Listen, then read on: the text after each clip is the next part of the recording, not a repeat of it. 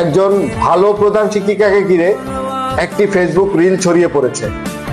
মুহূর্তেই শুরু হয়েছে আলোচনা, সমালোচনা, তর্ক ও বিতর্ক। কেনই বা এই প্রশ্ন, কেনই বা এই আলোচনা? কারণ মানুষ সাধারণত ভিড়ের মধ্যে থাকতে স্বাচ্ছন্দ্য বোধ মনে করে।